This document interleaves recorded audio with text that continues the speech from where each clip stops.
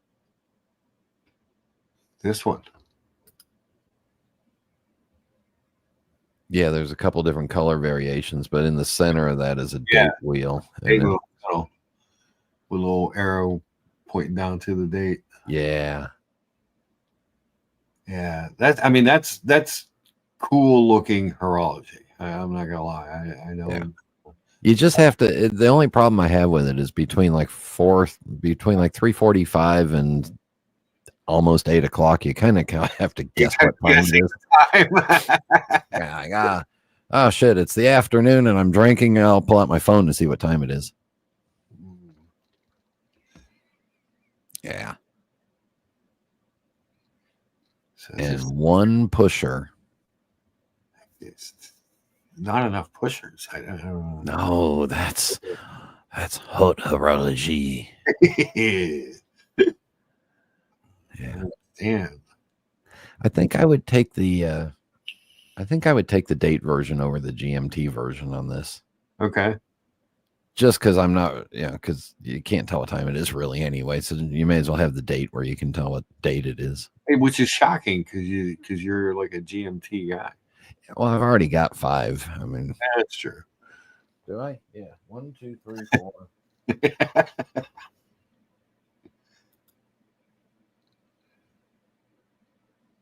Now, Brian, I have heard that Yes. the pink Tudor chronograph is becoming more readily available, not as limited as they led people to believe. Is this true? I don't know. I have not seen the prices. They've seemed to have settled around $8,000-$9,000 for them for a $6,000, $5,500 retail watch. And did you get the engraving done on yours for your granddaughter? Yes, I did. Nice. Yep. So mine is now in the world of the collectors. Mm-hmm. I screwed it up. Yeah.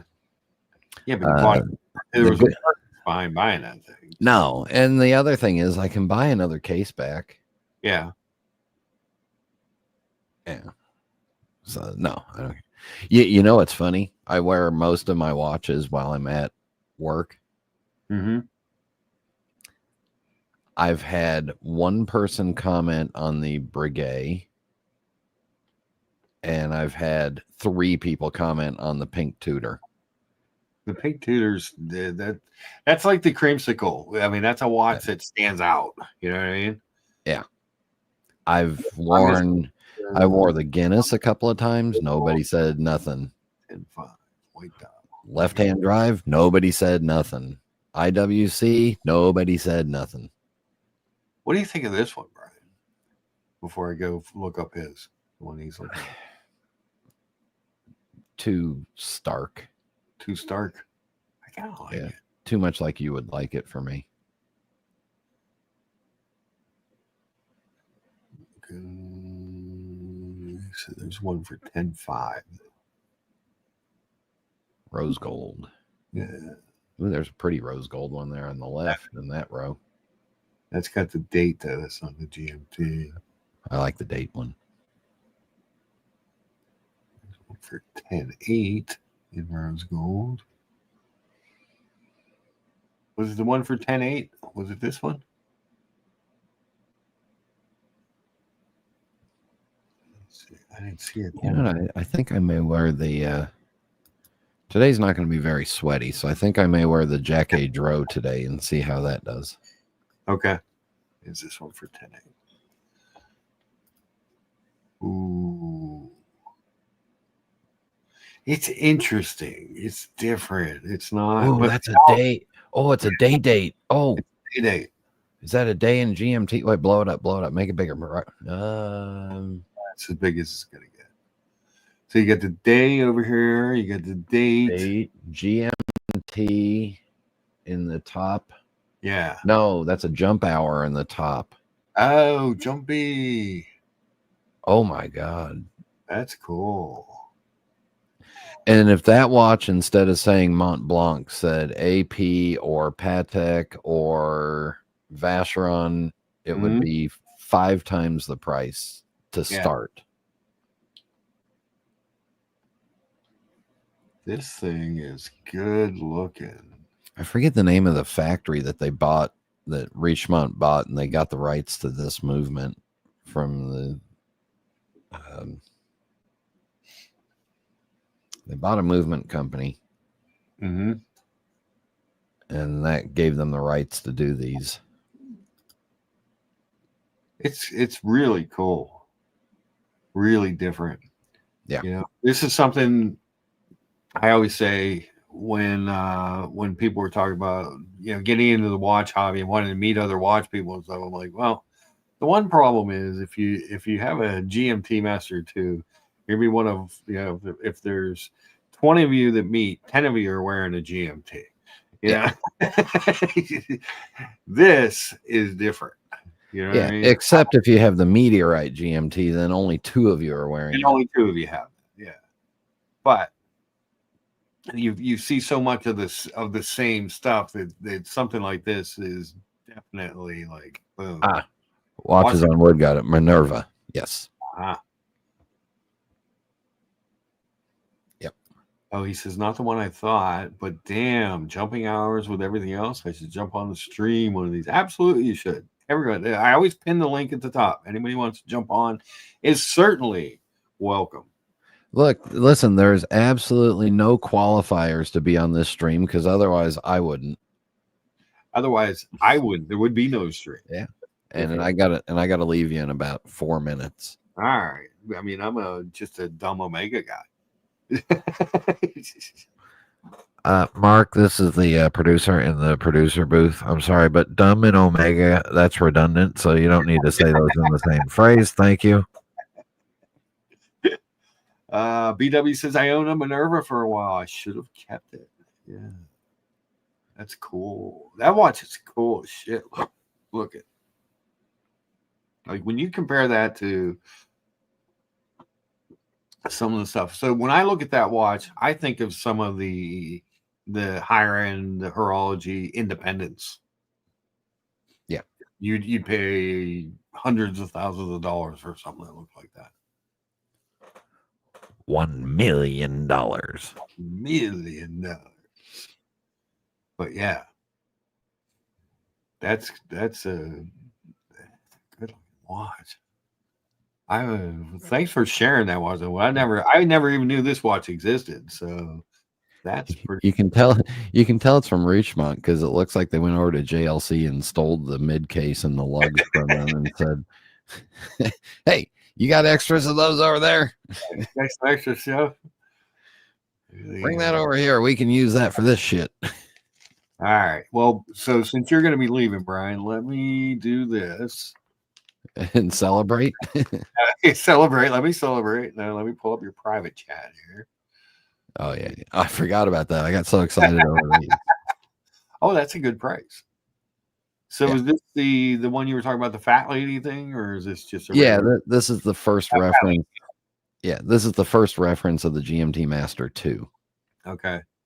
And so it's the aluminum bezel. First one with the difference between the GMT Master 2 and the GMT Master is that you can separately adjust the 24-hour hand. Okay. So this is it. That was the first edition of it. And that's, for me, that price is, and the dial's doing some funky shit, and it looks like it's all original.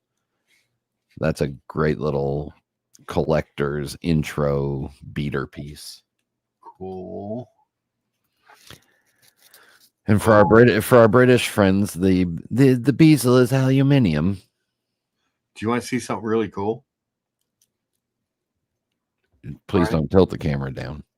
No, okay. We won't do that. But BW did send me a couple pictures. But this is, look at this. That's the little Minerva. Yeah. See, now that's a cool looking watch. That's just a classic look piece. Yeah. Look at how delicately shaped the hour and minute hands are. The shape of the hands, the indices, oh geez, it's just good. It's just a good watch.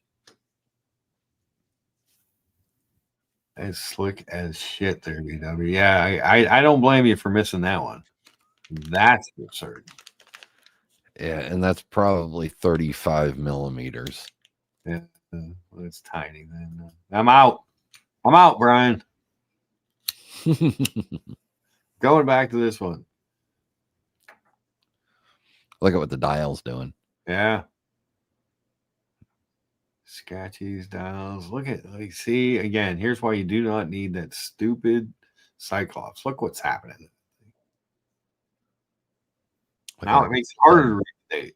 Look how stubby that hour hand is. Mm-hmm. Love it. Love it. I love the color of the Coke, the colorway on it.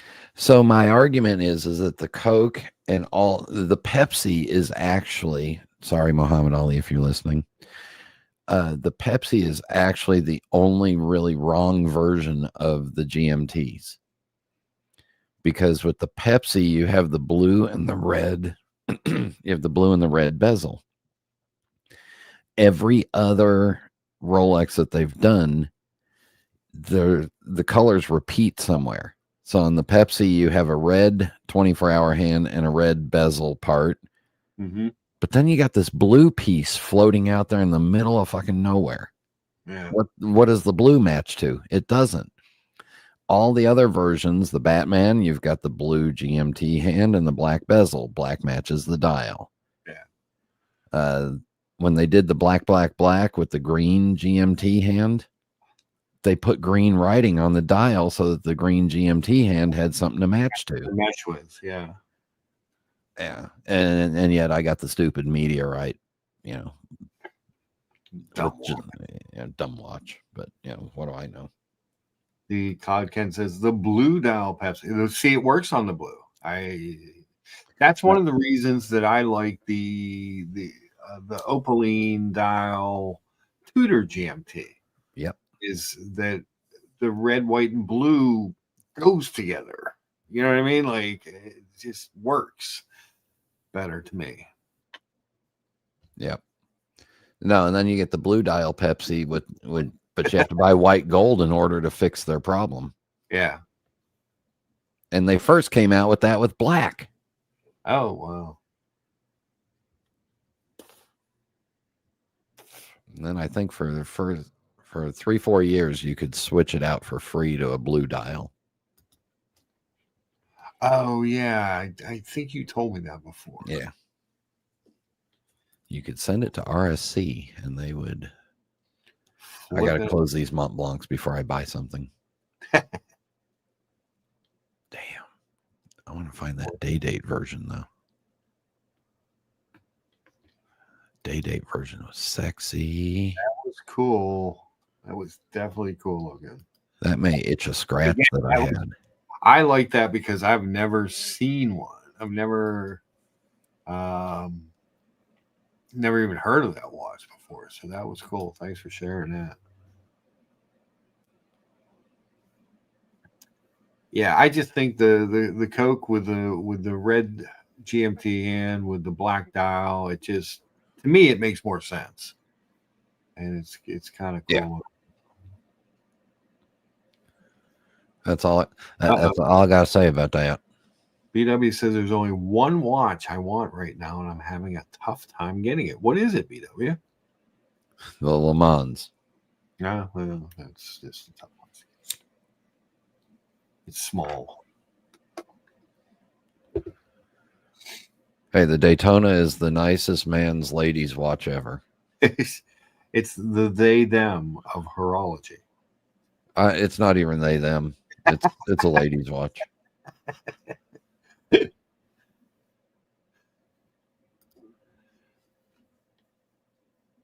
Oh, he wants an Explorer 2 from the AD. Black or white? They say that one's been tough to get. There, I gotta drop it. Shit. Hold on.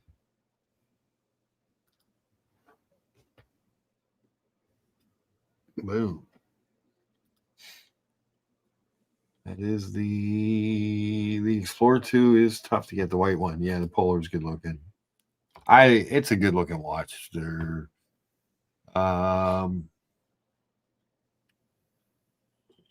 I prefer the Polar.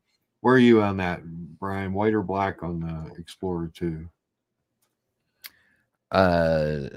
40 millimeter white. The With the new red. current one, either one. I like because I think the orange hand pops a little better on the black. Okay. Very cool. And I think the white 42 is a little too big looking. Gotcha. But black slims it down. And once you go black. Well, I like it to look big, though. But bump.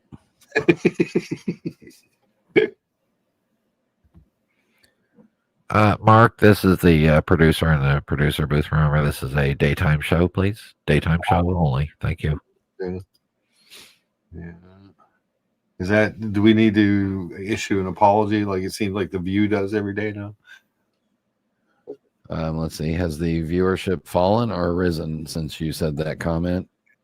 It's remained the same. Yeah. BW says, I've been reluctantly playing the AD game since April, but I refuse to buy pastries. Copy link for Donnie Donuts. that. Sacre bleu. It's tough. That's the other problem with Rolex. Like I always say, I have a few little. I don't dislike Rolex. For me, I don't think it's my brand. I'm not a Cyclops guy, and I'm not into all their dials. I mean, most of their dials look the same to me, and there's not enough. Whereas I think Omega has too much variety. Rolex does not have enough. And you can go buy an Omega at a discount.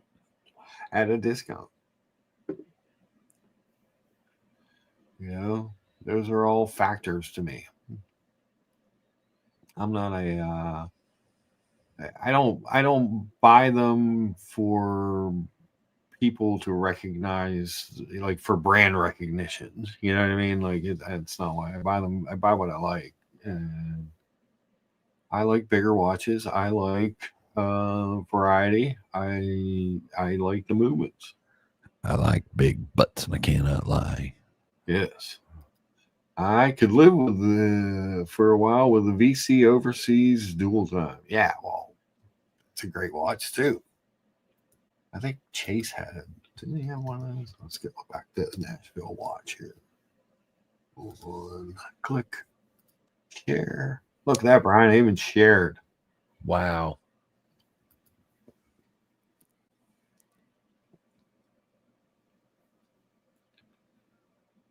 I mean, a dual time Everest. Well, that's big money. Yeah. Beautiful. Big money. That was a very limited production of nobody knows how many.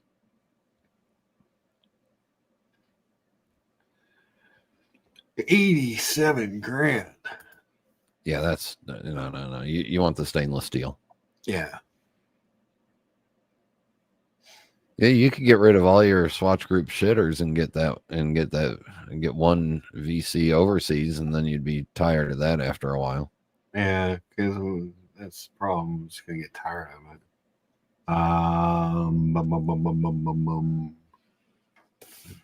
See. All right.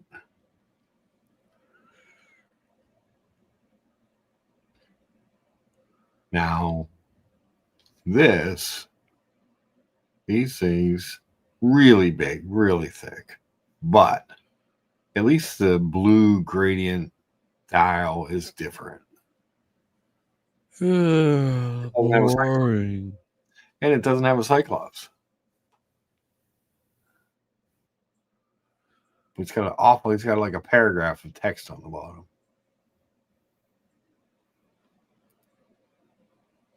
I actually think I prefer the Ultra Deep. If I was going to go for a giant, where's budget? There is 93 of these Mont Blanc Nicholas dudes watches on Chrono 24 right now. 93 what? 93 of them. Of this Deep sea? No, the Mont Blanc. Oh, the Mont Blanc. Yeah, I'm still on that. Oh, you're still looking at the. That's a cool watch. I'm still down that rabbit hole. John D. Good to see you, sir.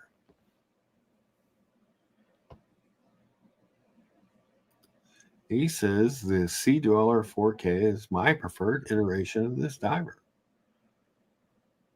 Is that the just the red text? Yeah. Yeah, that's a good looking piece.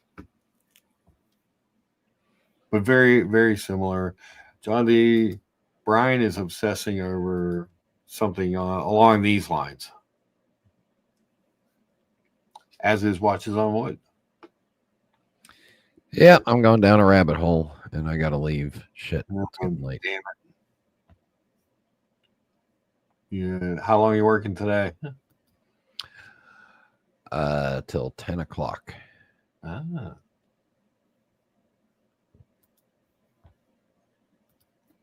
Unless they want me to stay later, Mm-hmm. which I doubt they will. They'll probably look at me and go, we're tired of you. Please go home. Thank you. Oh, this is the older one without the Cyclops, without the red text, the 4K, SD 4K. Yeah, if you get the 666, then yours not. I think the 666 is minus the Cyclops. Yeah. Oh, I like the way that date version of this thing looks. Damn you guys. You people suck.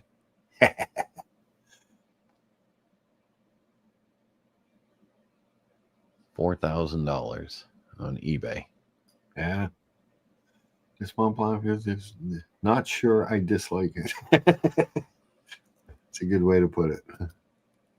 Yeah, it's interesting. It's different. It's definitely different. Like I said, my thing with this is if you looked at this and it said David Thune or MB&F or something like that on it, it's $100,000 watch.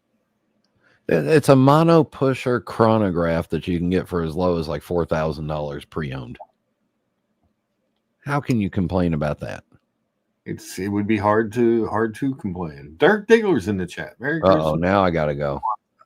To Mark and Brian. Oh, now I gotta go. Oh, you broke bread with Dirk Diggler. Shh, that was a private night that we had.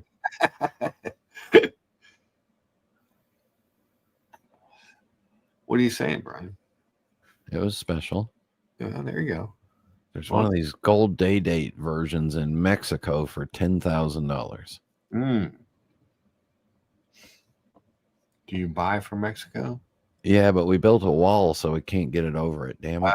Oh, damn it. You don't have like any mules left. I don't need it stopped. I like that wandering hours version because at least you can tell what time it is most of the day. Yeah. Yeah. Oh, we're looking at the same one. You like the one with, well, I mean, I'm just going to pull one up here because it has the date wheel in the middle. You kind of prefer this with the date wheel in the middle, right? I kind of like that opening in the middle of the date wheel, and I like it on the darker dial. Okay. I don't know why. Oh, here. Yeah, I kind of like that. That's kind of cool. I don't know why. That's weird. Yeah.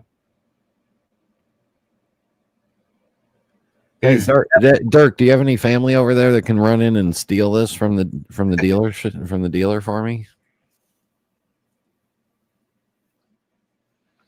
Basil says Ron Mexico was named head coach of Norfolk State's football team. Well, there you have it. And Ron Bacardi was named rum distiller. Ah, very good. Guys, hit the upvote. We only got 20 upvotes. That's like 2 for each person watching. How'd you do that?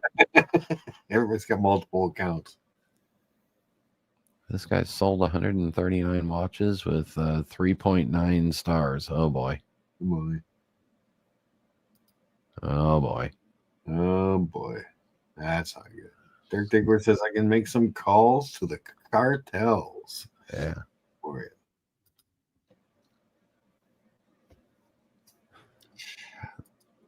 Is that a But salmon dial?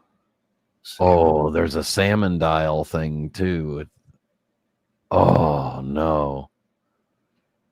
You guys suck. What country is this person in? Jeez. I didn't see a salmon down on here.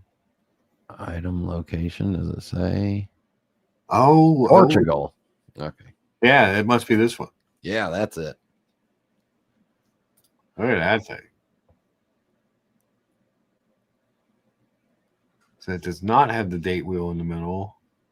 It's got the date on the right side, but yeah, it's got a second time zone because there's a little tiny gold hand sticking out. Oh yeah, there is. Either that or something broke. Yeah. So it's got it. So it's a dual time date chronograph mono pusher. It doesn't have enough pushers, but other than that, it's perfect. Yeah.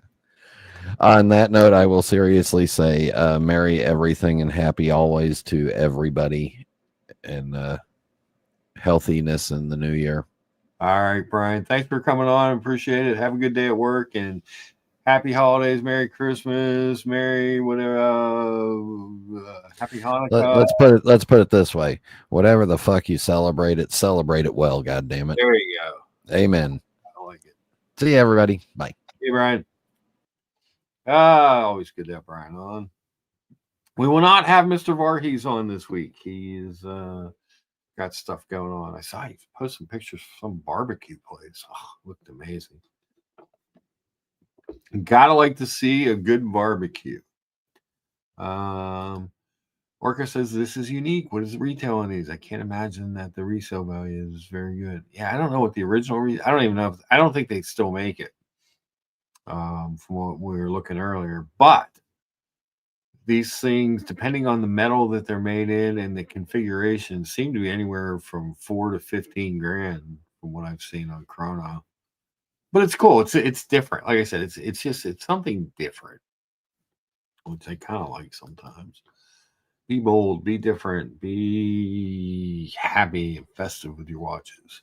Don't get slotted into believing that you need to have a certain watch. Buy what you like. Buy something that's gonna make you happy. Buy something when you look at it, you're like, oh, that's kind of cool. I just use some of my accounts to give you some upvotes. Thanks, Dirk. Do appreciate that. Basil's sending out all the holiday wishes.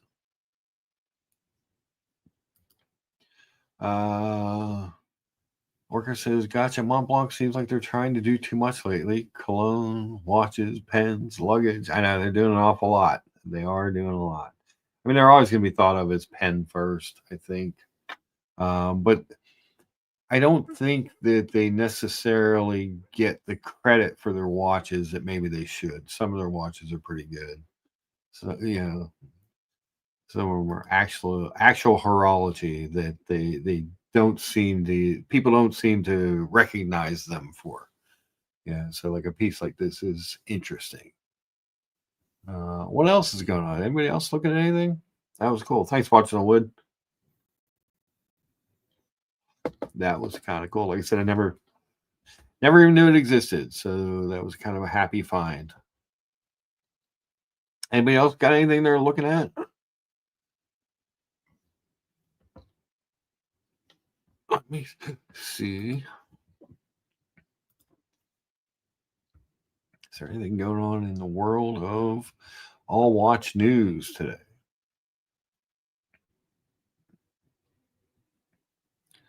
I hate that new Omega. I don't care for this.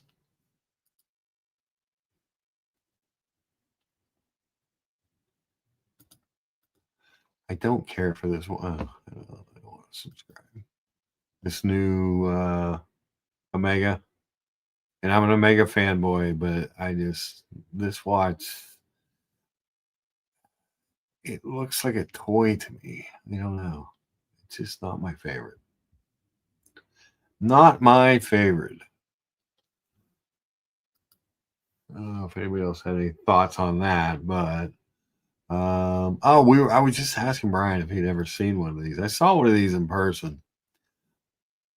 So this is the new Maurice Lacroix, or not new. I think they've been making this for a few years. This is the Maurice Lacroix icon, and this is a complete ripoff, but it did a really nice job on the bracelet. When I saw one in person, I was like, it actually did a pretty good job with it.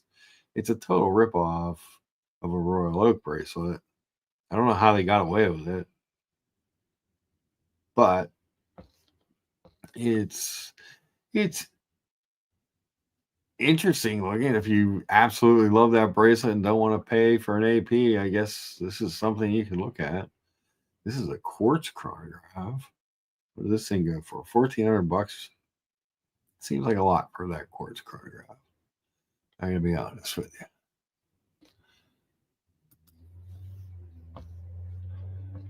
Gotta be honest with you. Hold on one second. What did I do with this thing? Oh, it's over here.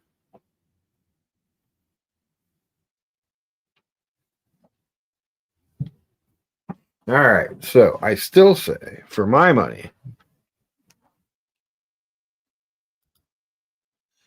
if it's just my money, for a quartz watch, I think it's hard to beat the Longines VHP. That watch it's hard to see in this camera angle, but it has this concentric circle dial.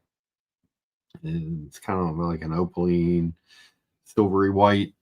It has a perpetual calendar. It has sleep mode. It has an anti-magnetism mode. It has all kinds of different modes that I love. And I just think, and honestly, you can pick these up for $400 or $500 brand new, because they discontinued it a couple years ago. It is the Longines Conquest VHP. It's just a cool watch. And actually, even on the rubber strap, I like the rubber strap on this one. And look at the clasp on this thing. I paid a little over $400 for this watch.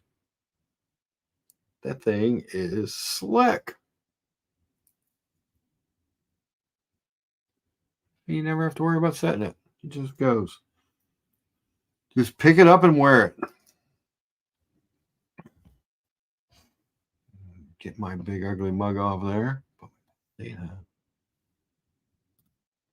Destroyed the good folks at Southern Methodist yesterday. Thomas Burnett, thank you so much for the £5 super chat. He says, Merry Christmas, Lucha, Brian, and all the punters in the chat.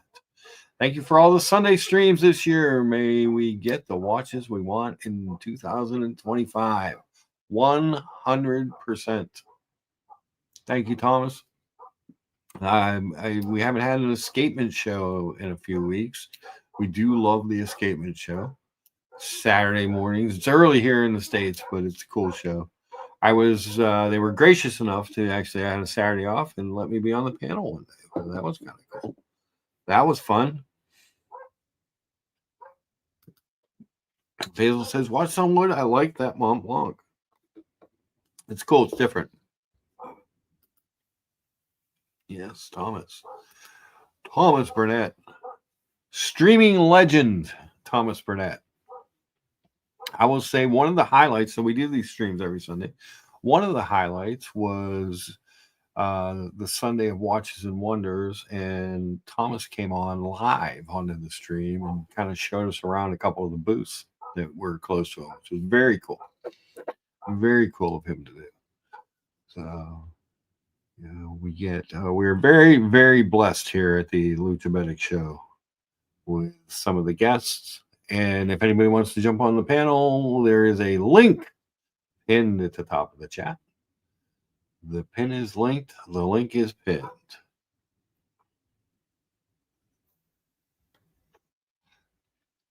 But yeah, that's cool. So that Maurice Lacroix is like a total ripoff, but of the bracelet. And I mean the case shape and stuff too, but it's weird that they're allowed to get away with that, you know. But then again, Zenith kind of steals all their designs from other people too. So who knows what's right, what's real, what's wrong? Whoa, what is this thing? Hold on.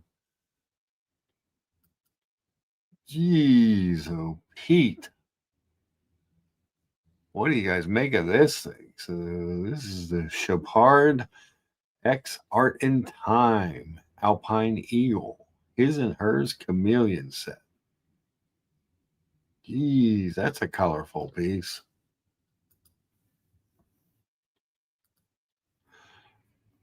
Content says, Mark, if you had a small boy, what wrestlers would you want him to start watching? Can be old or new. All right. So, first, you need to learn a little bit of history and you need to learn the art of what used to be the big thing in professional wrestling, which was getting asses in seats. So, it used to be the TV was more about, the interviews and setting up the storylines to get people to come to the arena when the promotion was in town. And the two guys that really I think did it best were Roddy Piper and Ric Flair. Those guys on the mic, they were just so good. Arn Anderson's another one. I mean, those guys could just talk you into the arena. There were managers like Bobby the Brain Heenan, Jim Cornette, guys that could just get you mad, get you to want to come see someone get their butt kicked at the arena. That was what the whole thing was about. Basil says Bruno San Martino. So Bruno San Martino, Pittsburgh guy, and originally from Italy, but lived here in Pittsburgh. I met him in person. He was the guest referee at a taekwondo tournament I was in back when I was a young teenager, maybe like 13, 14 years old. Very cool. Big dude. Big neck, just big barrel chested dude. Looked like he could just break me in half. So you gotta have a couple talkers.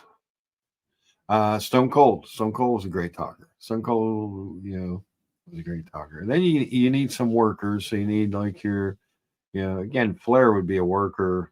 He's a great in ring worker. Bret Hart, guys like that. Stone Cold, actually, when he was stunning Steve, he was a little bit better of a worker. After he hurt his neck and knees, he was much more about the promo. But obviously one of my favorites. Need some current guys. So you want Cody Rhodes, you want MJF, you want Gunther. Gunther is a newer guy that's a good worker. Those guys are always important to have around. But that's what makes it great. Is that there's various these days with all the information that's out there and all the background information that's out there, it's not quite as fun. You need some tag teams. You need the Midnight Express, the Rock and Roll Express, the Road Warriors, the Samoans, the Wild Samoans, people like that. You need a good tag team division. Important. You need some chicks. You need some chicks. You need to have a women's wrestling piece. So you want what the heck's her name? Mind is a terrible thing to lose as you get older.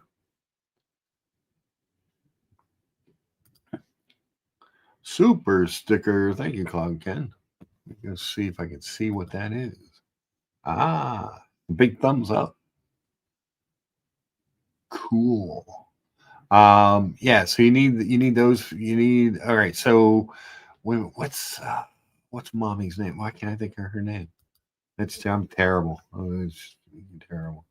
But you need Britt Baker. You need um, Bailey. People like that. You know.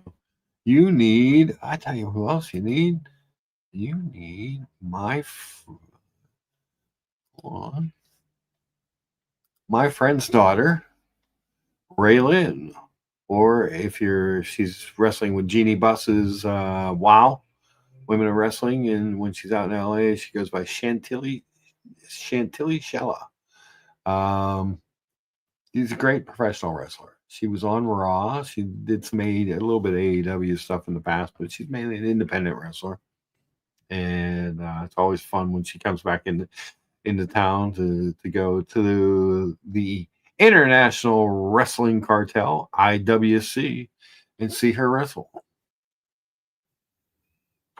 Her boyfriend wrestles. He's Sam Adonis, I think is his name.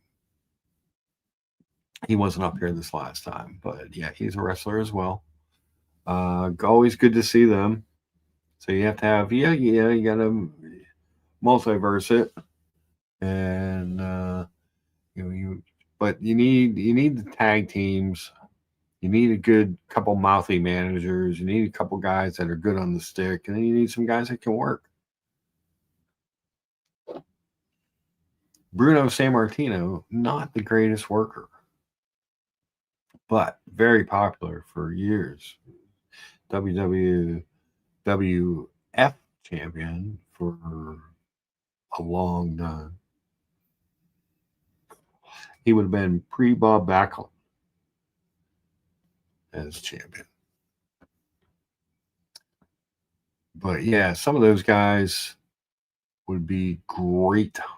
Superstar Billy Graham's another guy. He was solid looking dude, great on the mic, could move in the ring. He was awesome.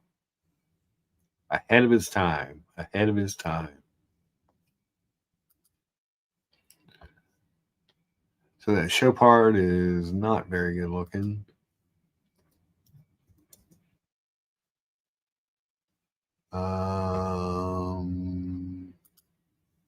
Let's go over and look at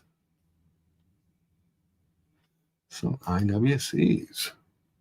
Why not?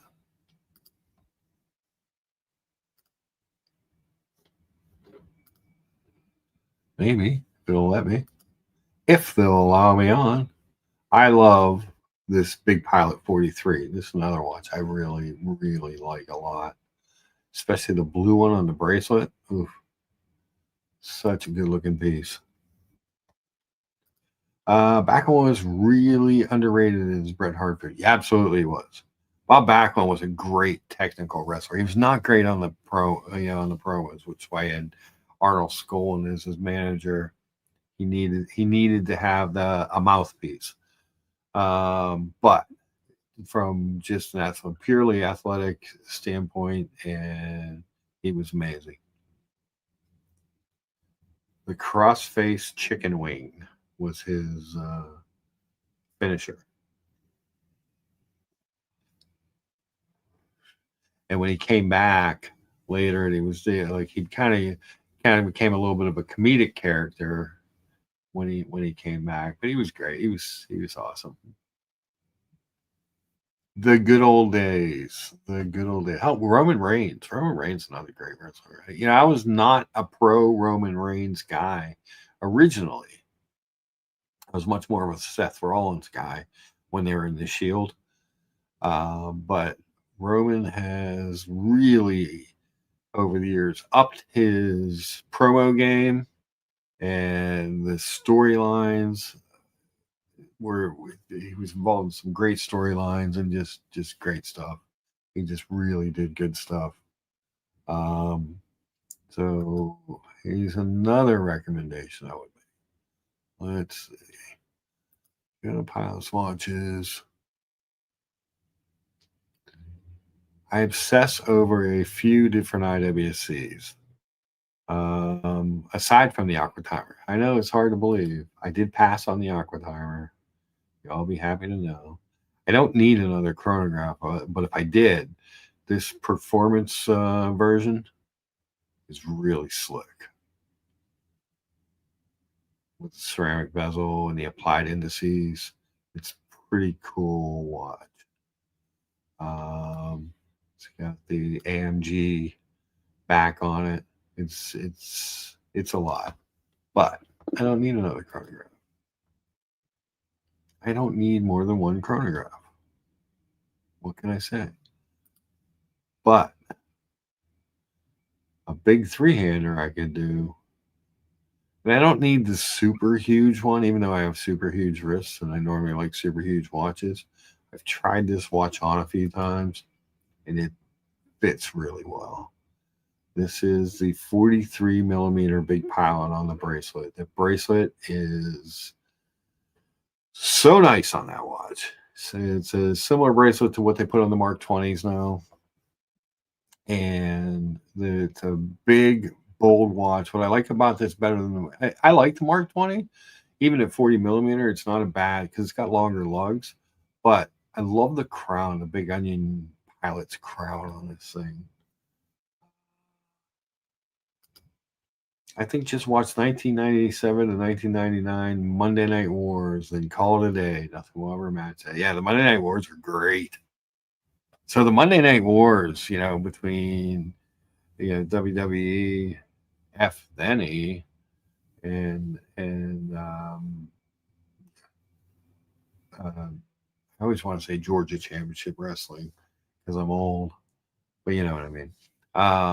What that did was you got better matches on TV because they had to keep up in the ante to get people to tune in. So then it changed from asses and seats to getting viewers. They discovered that they could do more with TV, than with just getting people into the arenas to make money. But classic time to watch wrestling. Just wow. Yeah, I used to love the old NWA, Georgia Championship Wrestling stuff. That was all good because a lot of good promos on there, a lot of good promo guys. But that all kind of changed around. Look at that movement on that thing. So this is got the 100 meters of water resistance in this new big pilot 43. 5-day power reserve. It's an in-house movement. It's just cool. It's just a cool watch. Oh, at 9300 CH. It's right around that. I think it's around 9700 US. Retail new, but you can get that watch in used around $7,000. That depends on what you like. It's got better loom than the Mark 20 because all of your numbers and stuff are loomed up. It's just a cool watch. I like it. I know everybody hates it. Hates IWC. They wants to hate on IWC with me, but check that thing out. Micro adjust in the class. You don't even have to take the watch off. You just use this button on the back, this IWC logo. It's just a good piece.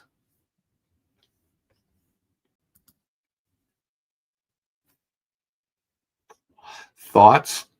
Anyone? Anyone have some thoughts? I would love a thought these days.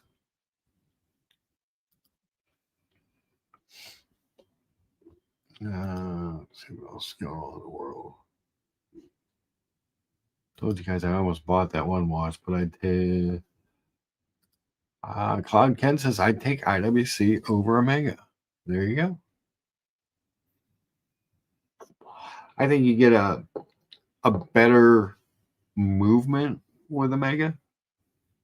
Not necessarily a prettier movement. That rotor is really nice on that watch, but they're their own. When I think of Omega, I think of Speedmasters and Seamasters. When I think of IWC, I think of mainly pilot watches, even though I have this unreasonable obsession with the Aqua Timer. But if you said, Mark, what's your perfect watch collection? When I think about it now, it might be this IWC Big Pilot 43, the Super Racing Speedmaster, and then a third watch. What would be the third watch? So I would have two fairly sizable watches. I would have a pilot's watch. I would have a Speedy. So I'm covered for pictures on Instagram for Speedy Tuesday and Flieger Fridays. So I got those. I'd need to go anywhere, do anything. So then do you go with another Aquaterra? Do you do an OP41? Do you do Explorer one? I would stick away from the Date Just because I'm not the biggest fan of the Cyclops. It is what it is. But I think, I was listening in the other night on the Colony. I say listening, because I had it on the TV in the background as I was doing other things. But Buckley said something profound. Which Buckley's a smart dude. He's usually got some pretty good takes. He's got some that he just makes for hot takes just for the sake of being hot takes, but he does have some pretty good takes here and there. And he said he was talking about Rolex, obviously. He's a big Rolex fan. And he said in a lot of ways the entry level Rolex watches are the best Rolex watches. And there's some truth to that. If you look at, I'm going to go to the Rolex site. Oh my God, I do this so rarely. Let's go to the official Rolex site. Share that tab. Let's look at some watches. So Datejust, Submariner, no. GMT, day date. I'm never going to spend the money for a day date. I think the Daytona is women's size. But let's take a look at this watch. The Oyster Perpetual. Let's configure one the way that I would like it. We definitely want a 41. We definitely like the Sunray Blue dial. Boom. $6,400. I don't want to say it's a deal because it's still expensive for a watch, but it's a beautiful watch. It's a great watch. And it's an entry level Rolex. It's nothing super duper fancy special. It's not, no one's going to be like, oh, you got the best Rolex. No, but it's got dial presence. It's 41 millimeter. It's got the great Oyster bracelet. It's brushed. It's a very good go anywhere, do anything watch. Now, the other watch I like, but it fits a little small. I want to say that this watch is more like a 38 and a half, rather than being a true 40 millimeter watch. And that is, let me find it. Buried in the catalog.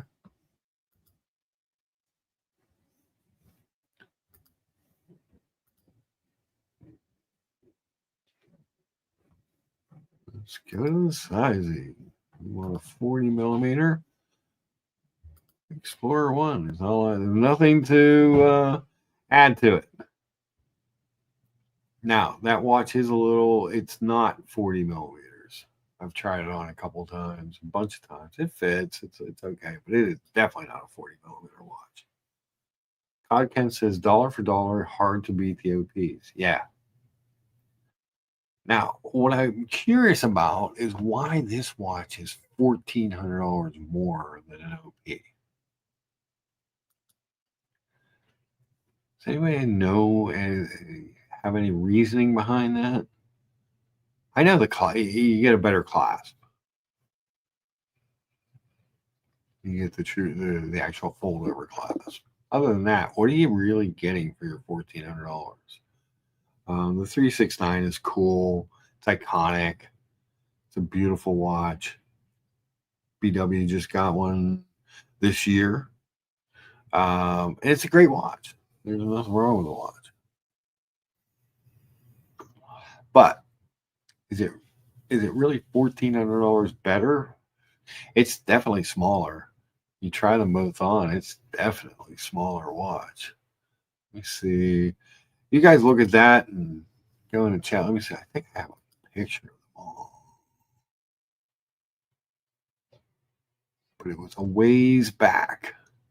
Let me go into the Wayback Machine.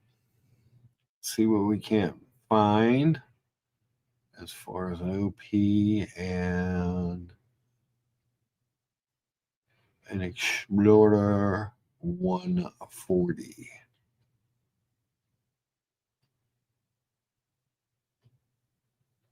Let's see.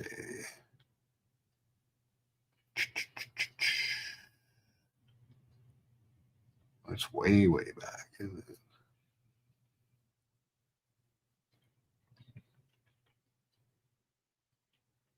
Boy, I've cooked a lot of food to show you guys here on the old Instagram as I'm scrolling through. I've owned a lot of watches too. And I have a blind dog. All the stuff. Jeez, oh Pete.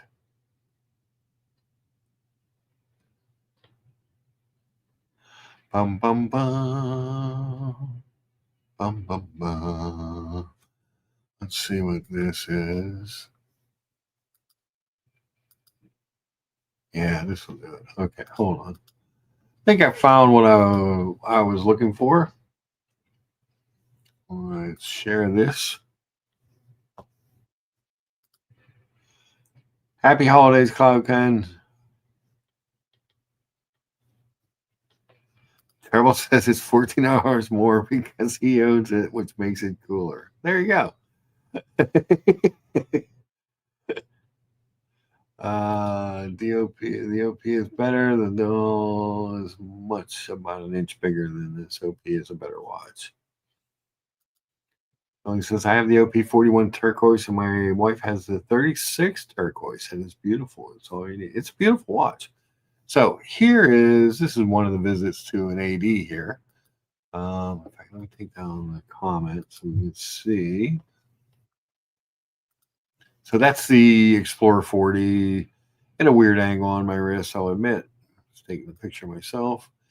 There it is. So you can tell this is a way back because that's my old Aquaterra. But you look at the dial presence between the two, there's a marked difference between the 41 millimeter Aquaterra and the quote unquote 40 millimeter Explorer. The Explorer is more than 1 millimeter smaller than that, and the dial presence is much different. There's the OP. Beauty. There it is. So those are both 41 millimeter watches. Much more similar in the case size, if you will, between the Omega and the Rolex. But I still say, of the three, I would probably choose the Aquaterra. I love the Aquaterra. He likes the old 39 millimeter OP white dial. Very cool. I like the 39 with the gray dial. I thought that was a good looking piece. And a purpley looking dial. That was cool looking. Again, they were just a tad small for my wrist. They were more like the Explorer, which is cool. But what are you gonna do? But yeah, so size wise, that's how those match up for me. But I always come back to the Aquaterra because I just think it's a more interesting watch. I think it's a better looking dial. I like the 6 o'clock date on it. The newer ones with the better bracelet. The new bracelet is really nice on the Aquaterra.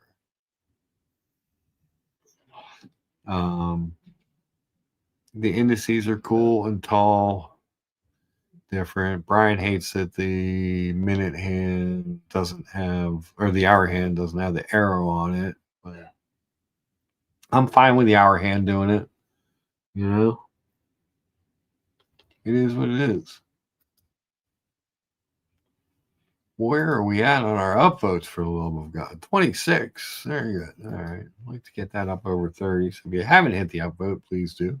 What do you guys think of my assertion that the Aquaterra might actually be a better watch? Got a lot of watches over the years. That's terrible.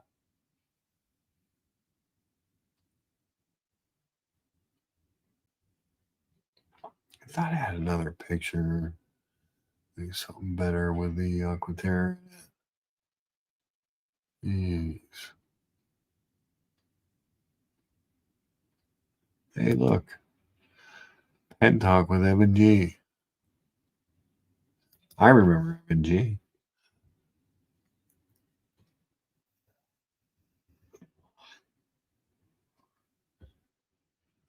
It was an interesting time in my life. I did own a Tudor Ranger when it first came out. I had it on the strap. The strap was cool. I used that as my bicycle riding watch for a while.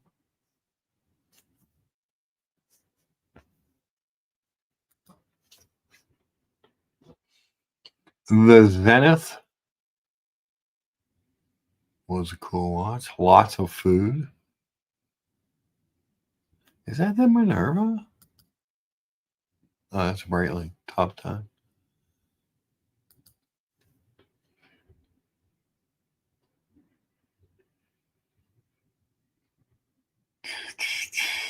Let's see. What else we got here?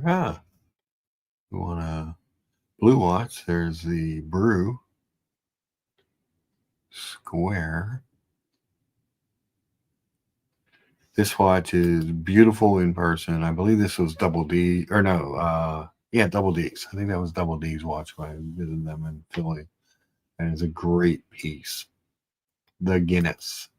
It is gorgeous. There's Mr. G's Elegant. Very nice. Look at that thing. Ooh, baby. The Aqua Timer. There's the old gross one.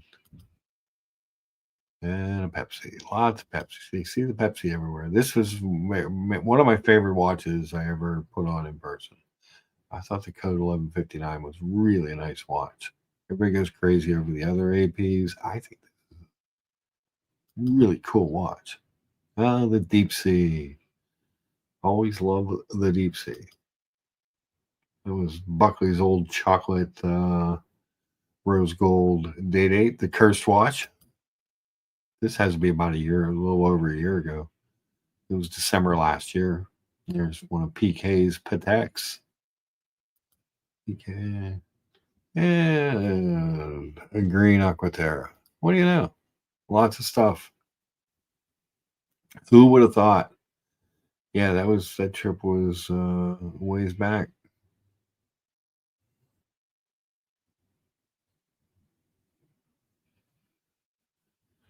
Boo!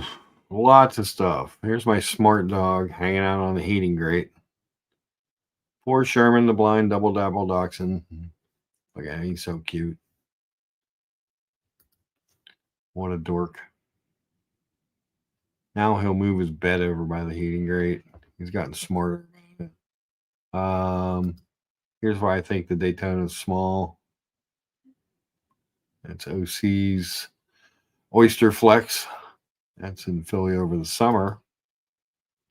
Speaking of M&G, yeah, we remember that dude.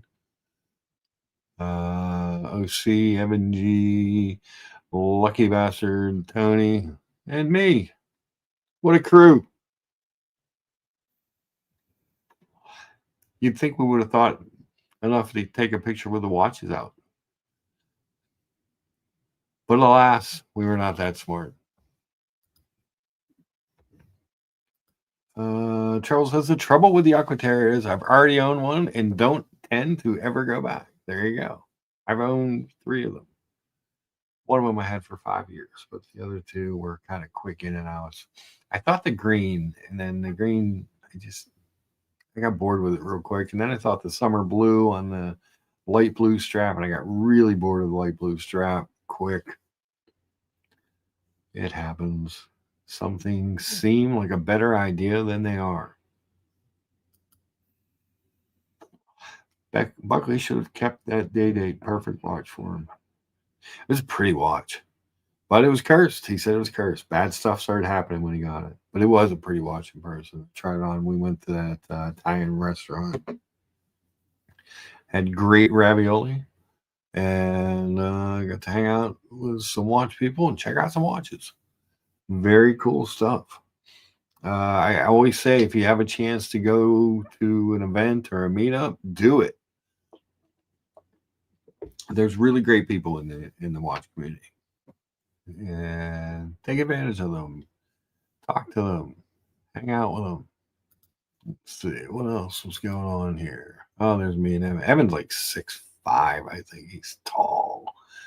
I'm 6'1". I look like a midget next to him. There I am at Tim Masso's desk. There we go. Boom, boom. OC and Mr. G, not as tall. Not as tall. Here's some of the watches we saw. This is Philly. This is rehashed for some of you, but it's the end of the year. We'll do a little review. H. Moser, that was beauty.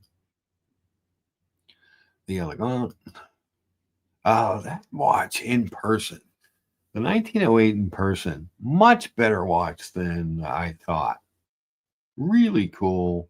Love the bezel. Love that coin edge part. The back on it's beautiful. The front, I mean, it's very simple watch, but very beautiful watch. That watch surprised me how much I actually liked it in person. You know, it's the IWC Aqua Timer automatic. I don't know why I like it. It's so good looking though. Maybe I should just go back and buy it. Brian said if I get it under 3, I can buy it. So if I can get it for like $29.99, I should be able to buy it. Another Moser. Panerai, I think that was one of Tony's watches. Another Guinness, that was Evan G's watch. Very nice. That was Tony's Vacheron. That was a beauty. It's a terrible picture, but it was a beautiful watch. Another Moser. Some of these watches are just so beautiful. Patek Philippe. Just good stuff. Let's see. I tried on some other. Oh, that was Evan's old 57. Speedy 57. Very cool. Another Moser.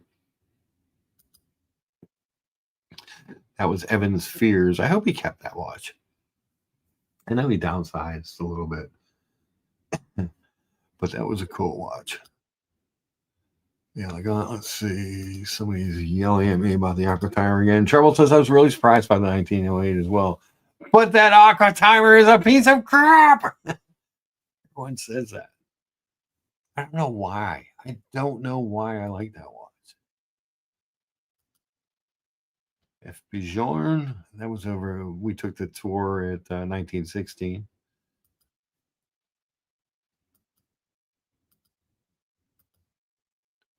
That Beers was really well put together watch. That was a nice kit. Here's OC's really tiny Daytona on my wrist. But yeah, there was some. What is this? That like 300 on the. Oh, that was the CK when I put it on the bracelet everyone hated. Boom. Nobody was happy with that choice. Nobody was happy with that choice. Yeah, some of the stuff we did this week. This is my original Rolex. I've shown this before. The Thunderbird. I was happy to find that picture because I don't have a lot of pictures of those old watches. But very cool stuff.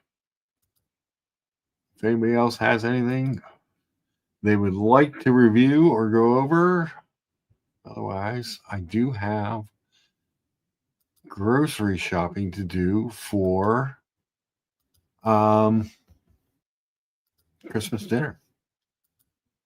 Yeah, I found these old pictures. Well, my mom found these old pictures, but it's terrible pictures. It's terrible trying to get them to pull over. There's a Maurice Lacroix, two SEMAs, a Charisma, and a Navy Star, the Rolex, a Chase Door. I can't remember what this one watch is down the bottom next to in between the Rolex and the Maurice Lacroix. And then there's an Accutron original tuning fork watch on the left, top left. But I can't. Nah. What are you gonna do? It's the shit that happens, you know?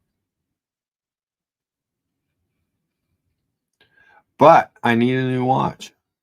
I don't know what it's gonna be.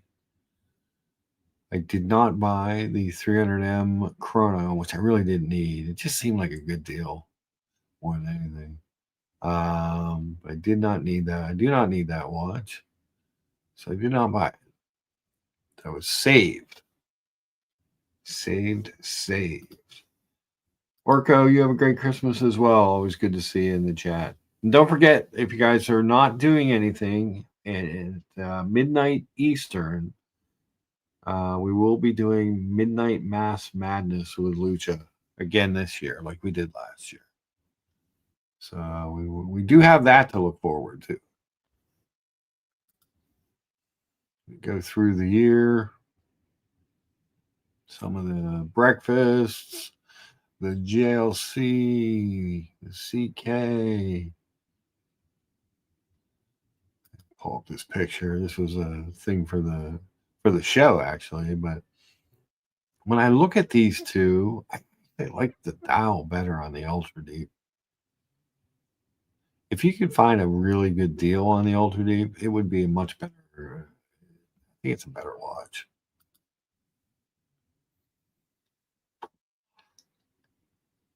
Lots of breakfast.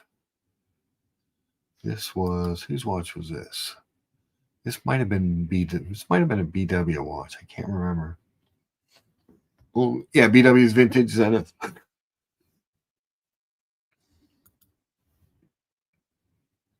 Here's the breakfast that I've been trying to copy. That was Muhammad Ali's breakfast. With his Pepsi and his mushroom ragu over toast with some poached eggs. I don't think I really captured it, but I got close.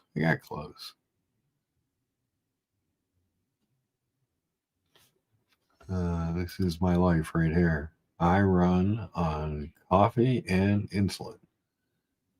Ba-boom. Definite.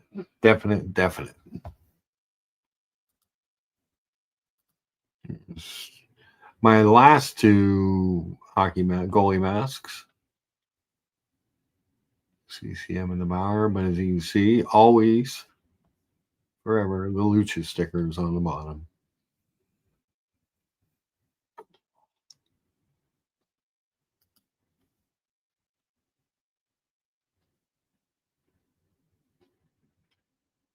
Bum, bum,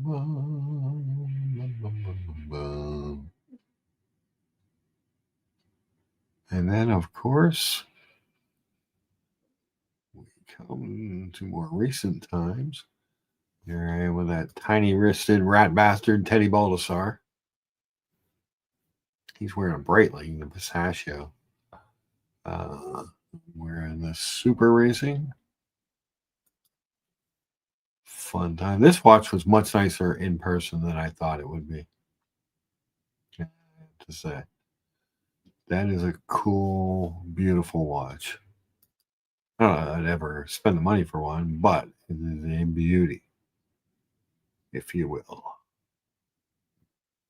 And this bracelet on this new Aquaterra bracelet is tremendous. Recommended highly. I wish they would do the summer blue in that. That would cure some ills.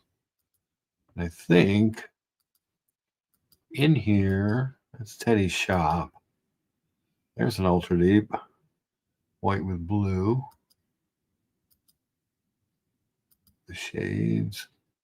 That is a beautiful blue dial on that. I'm not a big Navi timer guy, but the that shade of blue is amazing. Oh, this watch surprised the hell out of me. Probably be the only Grand Seiko I'd ever consider buying. Like the SPGE 85, 285, something like that. It's an Evolution 9 spring drive GMT, and it's really gorgeous in person. The dial is pretty impressive. Pretty impressive. Treble says, food time. Happy holidays, everyone. Happy holidays, Treble. Thanks for stopping by. Always good to see you. Yeah, that watch surprised me. I always kind of liked the look of it. I was really surprised when I put it on how much I liked it when I saw it in person. The indices on that watch are amazing. The hands are amazing. The smoothness that the second hand runs with that spring drive is astounding. And the way it just floats over the dial. And I mean, there is no perceivable pause in that second hand. It's pretty impressive. And I'm not the biggest Grand Seiko guy. So when I tell you that Grand Seiko was pretty impressive, and I looked at a bunch of them that they had just because everyone's always telling me, oh, you should give them a chance. Most of them I didn't care for. That one I really did. That Evolution 9 case is really nice. It's titanium. It's really light. The dial is just, I'm not even talking about the textured part of the dial, which is the part that everyone goes crazy over. I'm talking about just the polishing on the indices and on the hands and the way that second hand moves. It's unbelievable, honestly. Really, really stunning. Doc McInfleur is here. Good to see you, sir. Happy holidays, sir. Happy holidays. Happy holidays.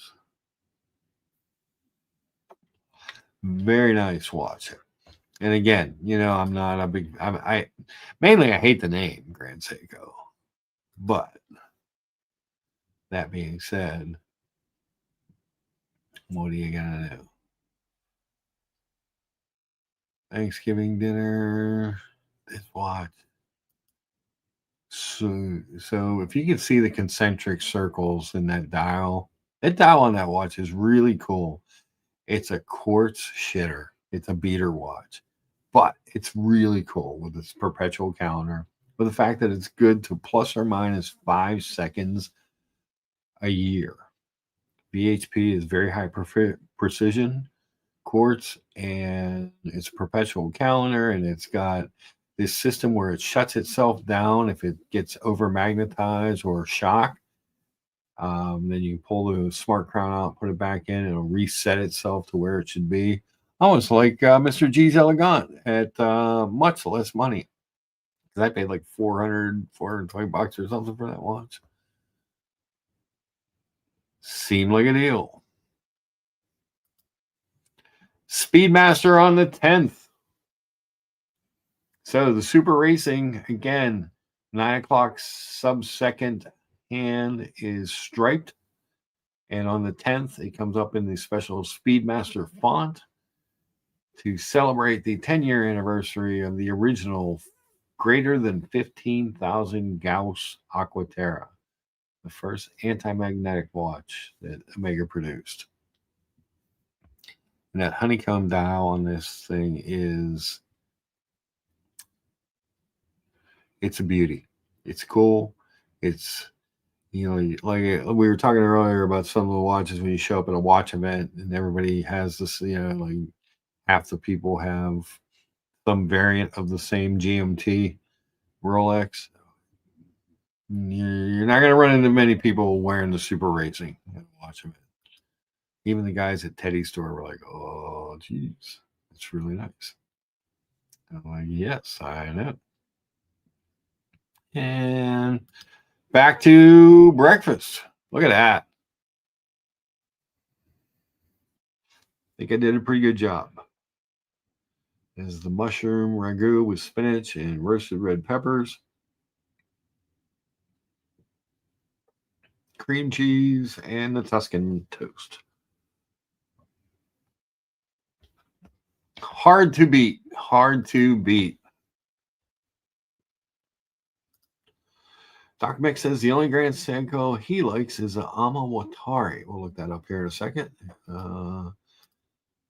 Great. Rob C. Always good to see you, Rob C. Glad you enjoyed the stream. Glad everybody tunes into this Sunday morning stuff. It's kind of amazing when you really think about it that people would enjoy it enough to keep coming back after all this time. And one more upvote for 30 if you haven't hit the upvote. That would be awesome.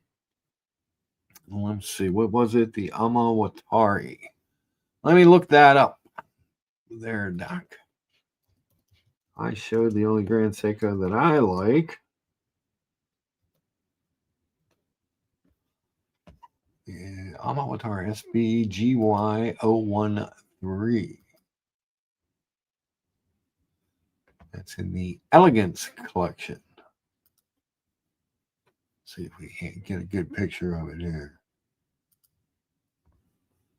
Give that tab. That's pretty.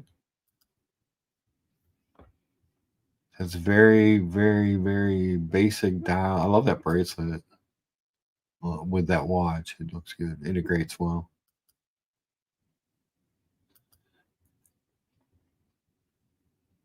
Spring drive movement. Now, spring drive does not have a battery. I think that people think it's a true quartz. It does have a quartz component to it that keeps it accurate and keeps that second hand sweeping.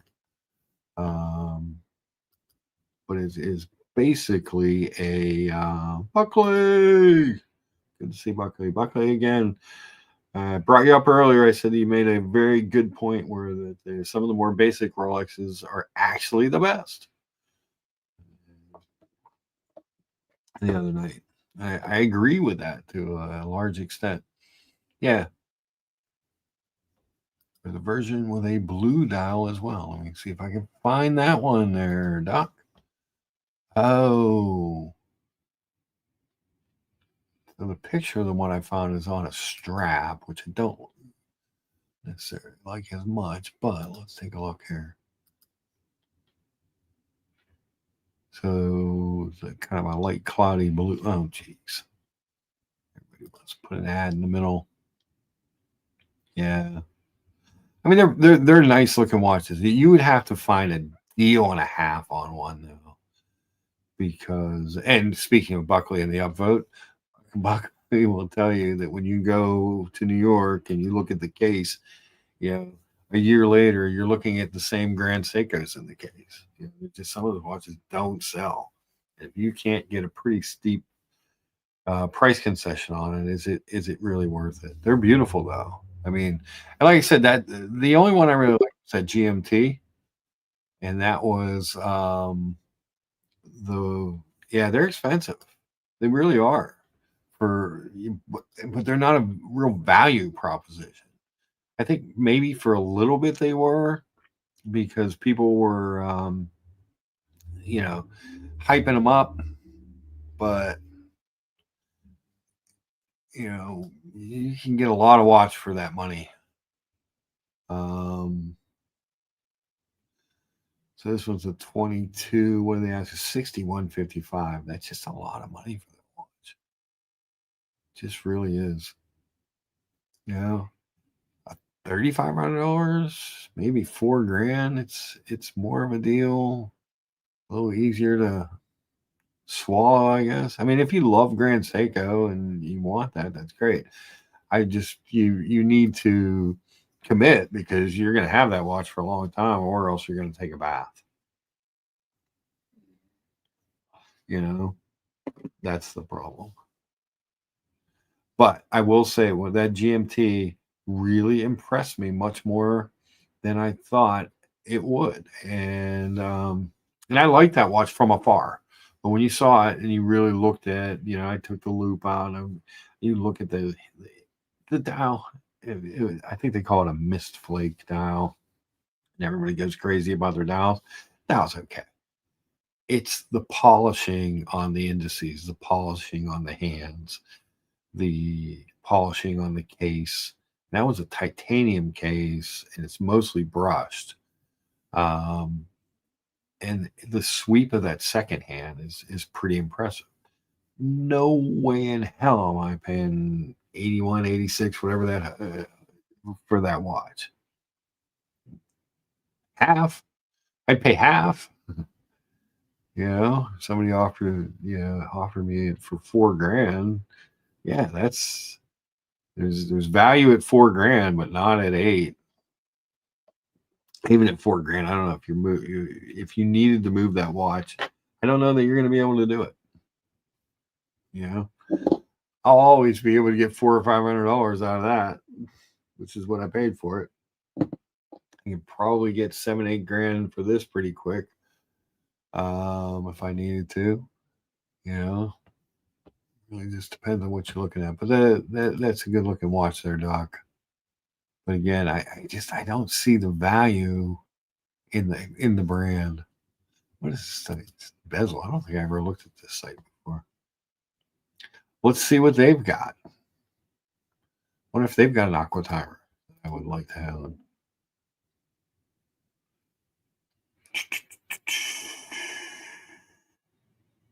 Or a 43 millimeter Mark 18 Le Petit Prince.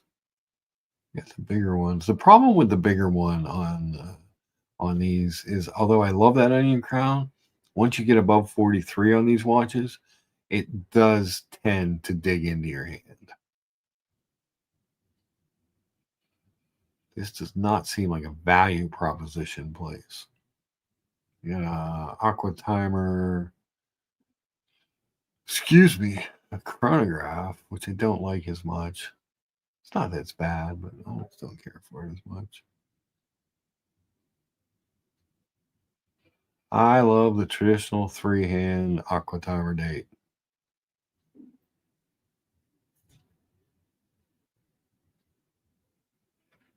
Boom, boom.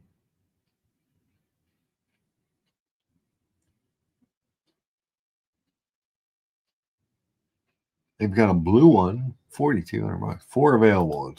That's the Jacques Cousteau edition. Well, unworn ones. People love it so much they don't want anything to happen to it.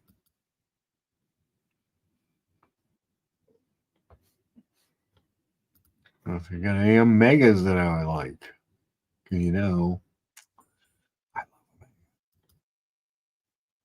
I am a coaxial kind of guy.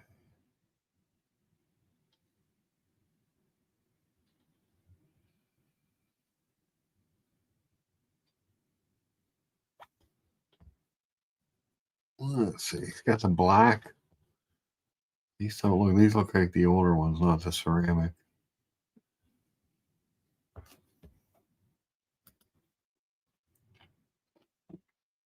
And the problem is, you don't get the fully loomed bezel. My computer's freezing up. There you go.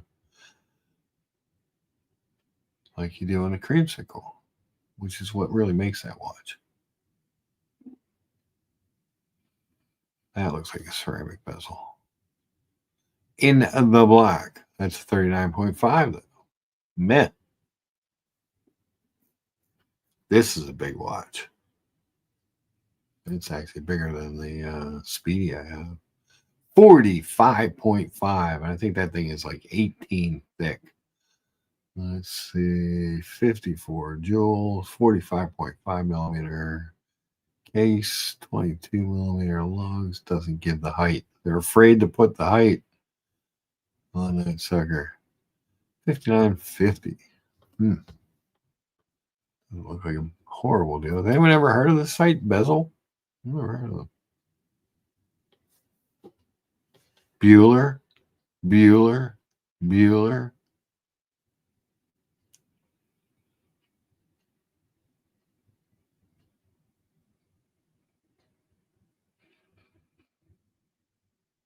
Yeah.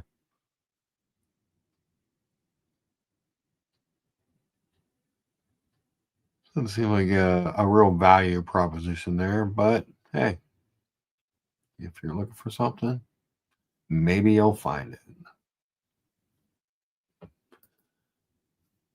I thought this black with a little bit of orange on the bezel was cool too.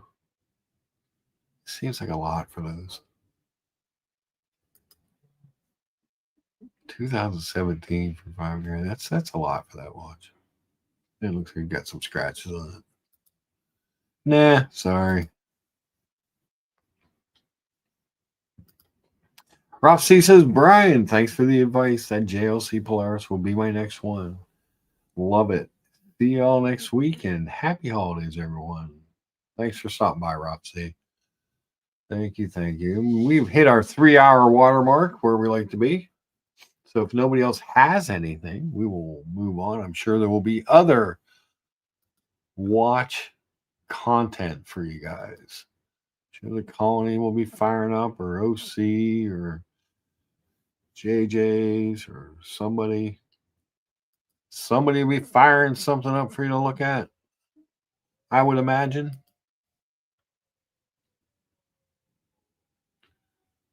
And then check out, always watch for the unboxing live streams with the charity over on the Colony in Diego and OC. It's always good stuff.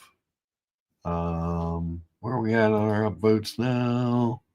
32. Perfect. Thanks, guys. Appreciate it.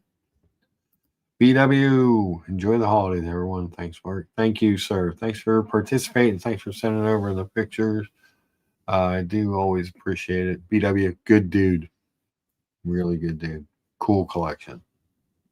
You meet some interesting, nice, cool collectors in this hobby. So don't forget that. And guys, don't forget, Christmas Eve. Is that Wednesday? Oh, so Tuesday night. So Tuesday night is the 24th. So it'll be midnight, technically the 25th.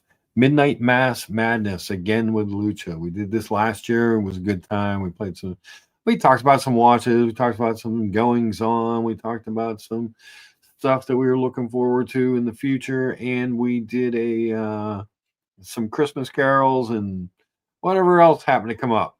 So Midnight Mass Madness with Lucha. Don't miss it. It's a good time. And with that, I think we're going to end the stream for today. I want to thank everybody for showing up.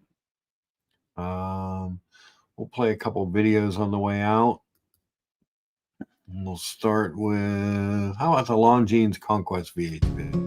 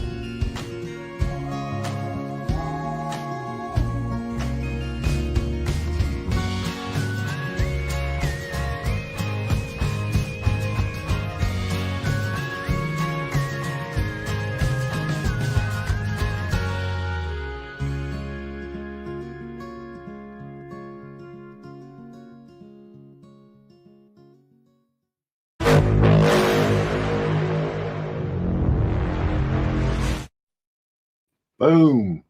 VHP. Again, if you look for a couple $100 really cool quartz watch, accurate to 5 seconds a year, anti-magnetic, shock proof, and a perpetual calendar, it's hard to beat. Guys, thanks so much for popping by. We will see you all again on Christmas Eve for Midnight Mass Madness. Doc Mix, reminding everyone, Merry Christmas, everyone. Merry Christmas, Doc. It was good to have you guys here. And I'm sure there will be other stuff for your entertainment. Want to thank all of we did have a few super chats. Gatsby, $10 super chat. Thank you so much. He said the creamsicle is absolutely the best summer boat watch you could ever want. Muhammad Ali, Merry Christmas. May your horological dreams come true. Happy meal. Thanks. Always good to see Curly pop by. So reminding us Merry Christmas to the brunch peoples. Thomas Burnett. What a dude. Good guy. Merry Christmas, Lucha O'Brien, and all the punters in the chat. Thank you for all the Sunday streams this year. May we get the watches we want in 25. And Cloud Ken with a super sticker. The thumbs up, I believe it was. So, guys, thank you so much for coming over, participating. Thanks to Brian for jumping on the panel. We did miss George Voorhees a little bit, but hey, what are you going to do? It happens. He's allowed to have a day off. Only the Lucha has to be here every Sunday. I think every Sunday, but 3, maybe 4 this year. Not too bad. Not too bad. All right, we're going to end it. See you guys.